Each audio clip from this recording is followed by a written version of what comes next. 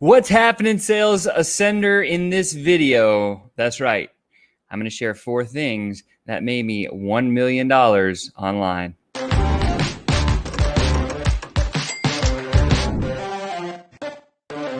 What's happening, sales ascender? I hope you're having a wonderful day.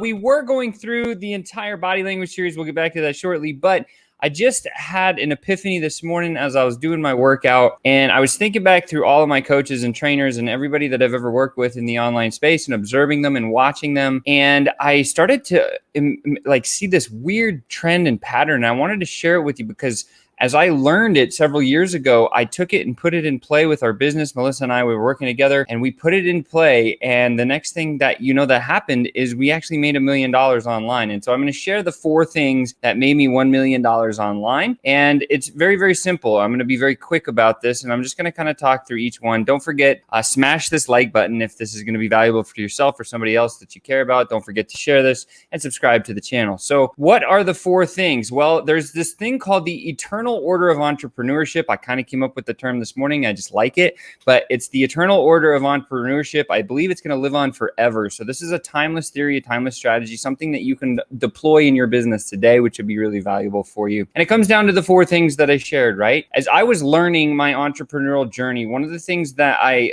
was seeing was this crazy trend of these entrepreneurs coming up with these brilliant ideas, and then they would just magically go off and they would sell a boatload of these things.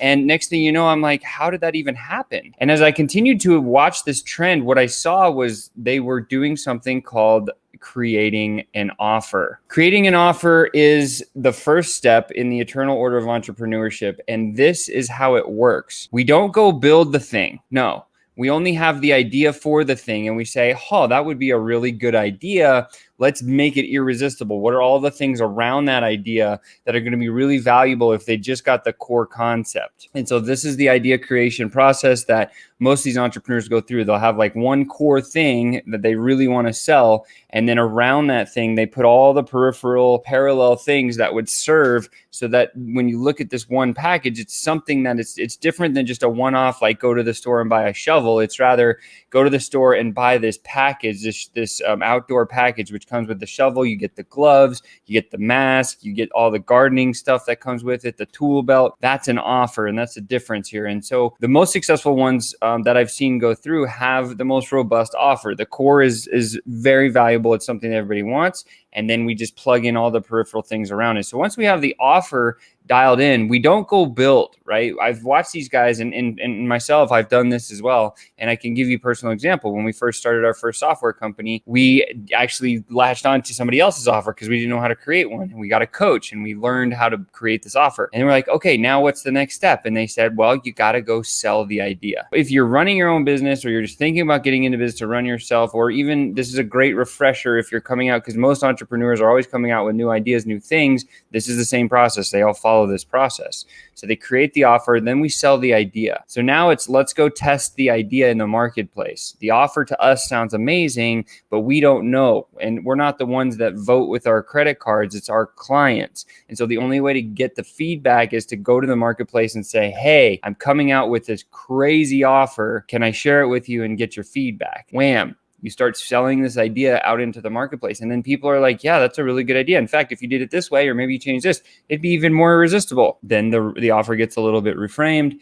And then wham, now you actually go out and you sell these things before you even build them. This is what I've seen happen over and over and over again. So once you started selling the idea and you've gotten, about 5 people over the line into the thing, the next step is we need to go build a product or fulfill the service, whether it's a service that you're offering, like a coaching service, consulting service, or you're actually building a house for somebody or something like that, or selling a house, right? We got to go fulfill on that service or build that product. And this is where it becomes very easy. See, most people focus on this part first, whereas we can't focus on this part first if we're in entrepreneurship. We need to learn how to sell the idea. Again, we have a software that will totally just change the way that you sell. So if you're interested in that, hit me up, of course. But once we started to sell it, then it's, hey, let's build the product, fulfill the service. And then we can either have somebody else do that or we can do it ourselves. this is the place where you can find a lot of help the fastest. People don't like to engage with strangers because they have this bad habit of, hey, don't talk to strangers. But the secret is you got to go talk to strangers and sell the idea. There'd be way more people that are willing to help you build out your dream or your product or even fulfill your service. And so this part gets easy where we should start to outsource labor for it, or if we can, outsource the whole thing, right? That's what will create speed and time back in your business as an entrepreneur. That's what all these big guys do. They build teams, they outsource all the labor to do the fulfillment of the product, and then they go back to the front end and they start creating new offers and then selling ideas. And then they hand off that into the team, and the team then does the fulfillment. And then what's the fourth step? So these are the first three. The last one's probably the most important, is this one: retain your client. There's 3 ways to make income. You can find new clients, you can sell your same clients more stuff that's valuable to them, which is the easiest path, and or you can sell higher dollar or higher value products or services to clients as well, or ascend your existing clients into the next level of whatever it is your service, your product is offering. And this is where you start to retain clients. And this is in order with everything else. Like, if you've ever seen value ladders, if you've ever seen any true entrepreneur online uses this eternal order. I've never seen it change. It's been very robust. And so if you're not following in this order, I urge you to do so. And I just wanted to take a break from what we were going through right now to share this, because I feel like if somebody just grasps the concept for the very first time, they're like, oh, that's how they do it. Yes, that's how they do it. All you need to do is take out a piece of paper, write down your offer, and go try to sell the idea to somebody. Somebody says yes and gives you a credit card and pays for you, and that does that about 5 times. Now it's time to go build the thing, right? And then build it or fulfill the service, and then now focus on retaining clients. And this is the order, right? And if you follow this order, it'll never